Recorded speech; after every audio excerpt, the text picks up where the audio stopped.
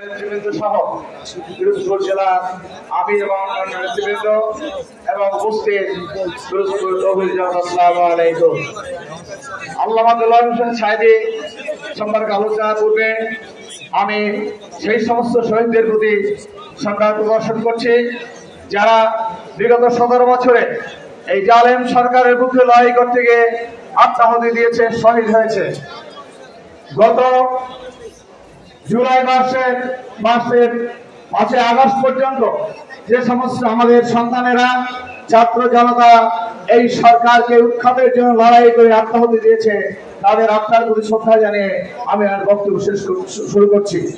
সংগ্রামী বন্ধুগণ, আল্লামা দেলোয়ার হোসেন কেমন লোক ছিলেন একথা আজকে আপনাদেরকে দেখে আমার বলার প্রয়োজন নাই। আজকে এই উপস্থিতি প্রমাণ করে আল্লামা দেলোয়ার হোসেন সাঈদী আপনাদের আমাদের সকলের হৃদয়ের মানুষ ছিলেন। এই জনপদের সবচেয়ে জনপ্রিয় মানুষ, যিনি হিন্দু, মুসলিম, বৌদ্ধ, খ্রিস্টান সকলের কাছে অত্যন্ত সমাদৃত ছিলেন। শুধু পিরোজপুর নয়, সারা বাংলাদেশে মানুষের কাছে তিনি সমাদৃত ছিলেন, সম্মানিত ব্যক্তি ছিলেন। শুধু বাংলাদেশ নয়, সারা বিশ্বে তার একটা অবস্থান ছিল এবং তাকে সারা বিশ্বের মুসলমানরা ইসলামের নেতা, মুসলমানের নেতা হিসেবে তাকে বরণ করেছে। জনাব দেলোয়ার হোসেন সাঈদীর এই জনপ্রিয়তা, তার বক্তৃতা, দেলোয়ার হোসেন সাঈদী বক্তৃতা দিতেন, সমস্ত মানুষ তার বক্তব্যের সাথে একমত পোষণ করত এবং তারা উৎসাহিত হতো এবং সাঈদী সাহেব যা বলতো তাই করত। সাঈদী সাহেব যদি ঢাকা রাজপথে বক্তৃতা বলতেন যে চলো আমরা গণভবন ঘেরাও করবো, তাহলে লক্ষ লক্ষ মানুষ সেখানে চলে যেত।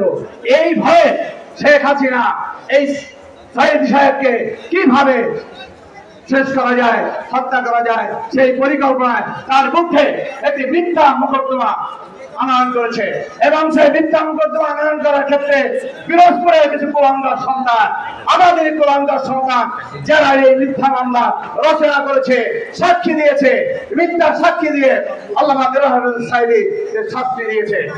এবং সর্বশেষ দেলোয়ার হোসেন সাঈদী জেলে ছিলেন। তিনি সামান্য অসুস্থতা নিয়ে হাসপাতালে আসলেন।